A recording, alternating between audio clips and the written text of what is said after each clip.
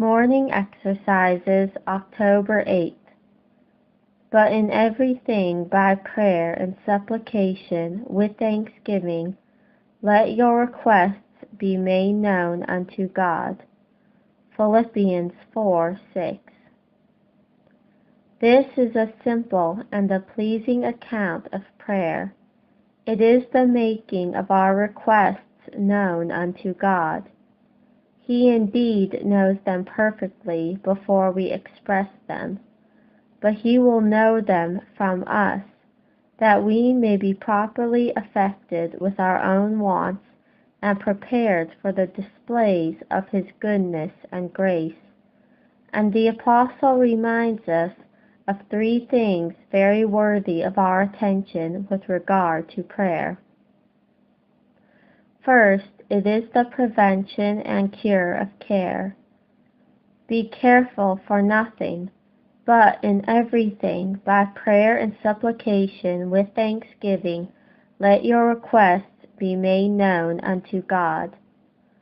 All feel anxiety to be a galling load, but the question is, how are we to disencumber ourselves of the burden? All acknowledge the disorder, and many remedies have been prescribed for the cure. But if some of them affect the paroxysm of the complaint, none of them reach the root of the malady. The commonness of the case, the brevity of time, the uselessness of giving way to solicitude, and the injurious effects of it, all these are true and proper, but they do not go far enough. The fact is, if we are not to be careful, someone must care for us. And the thing is, and nothing less than this can tranquilize the mind, to be under the management of Him who loves us better than we love ourselves, knows unerringly what is good for us, and is able to make everything conduce to our welfare. Casting all our care on Him, for He careth for us.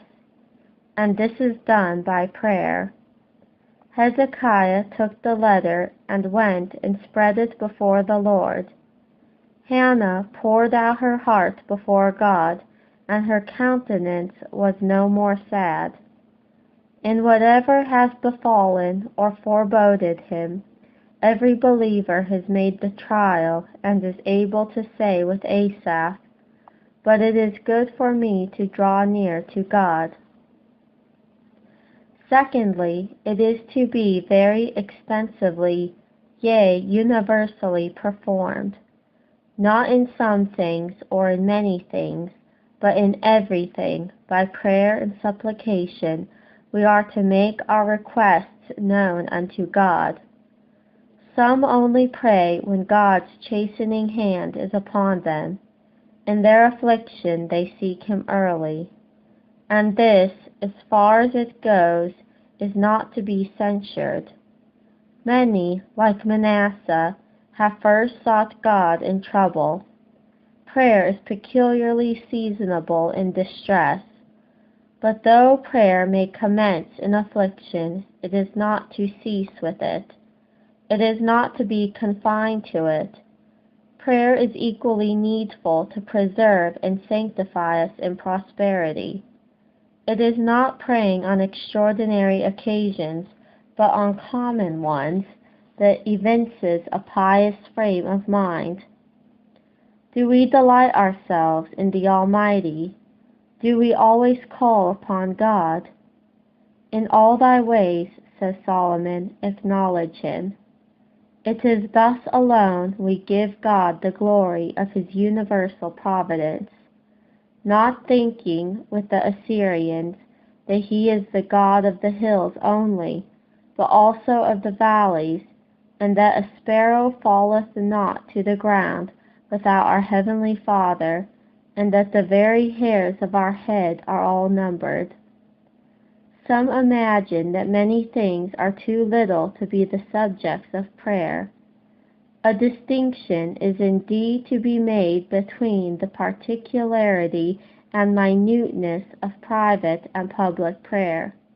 But let us remember that we are not to consider anything too little to bring before God, that God does not deem beneath His notice, and also that it is difficult, if not impossible, for us in many cases to ascertain what is little. Events, the most important, often hinge on circumstances apparently the most trivial. Joseph's going to inquire after the welfare of his brethren on the plain seemed a slight thing. Yet he that morning took leave of his father for more than 21 years, and went away, by which he never returned. Saul sought his father's asses, a thing that seemed devoid of consequence, but perhaps he perished owing to it, for then began his prosperity which destroyed him, when Samuel met him and anointed him king over Israel. You go out, not knowing what a day may bring forth as to your happiness or misery. Before the evening you may meet accidentally with a connection that shall prove a source of joy or suffering through life. Why, this is enough to make one live and move in constant trembling. This is not the design of it, but it is designed to induce you in everything to commit your way and your works unto the Lord. Thirdly, it is to be always attended with a pleasing companion, but in everything, by prayer and supplication, with thanksgiving, let your requests be made known unto God. And does not this imply that we can never approach God without having cause for gratitude?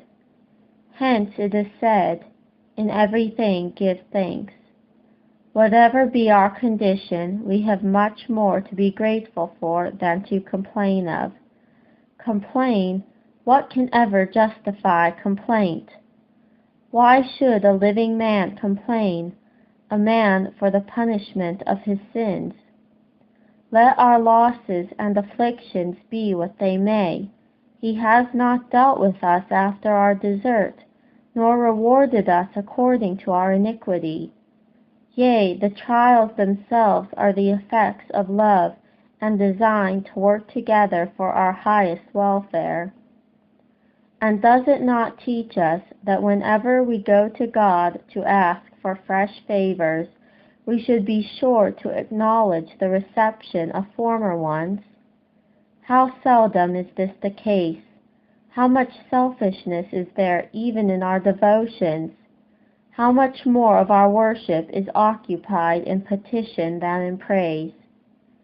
Urged by our necessities, we go and call upon God in prayer, but when we have succeeded, we forget to return to give Him the glory that is due unto His holy name. Were there not 10 cleansed? But where are the 9? Where is even Hezekiah? He rendered not according to the benefit done him.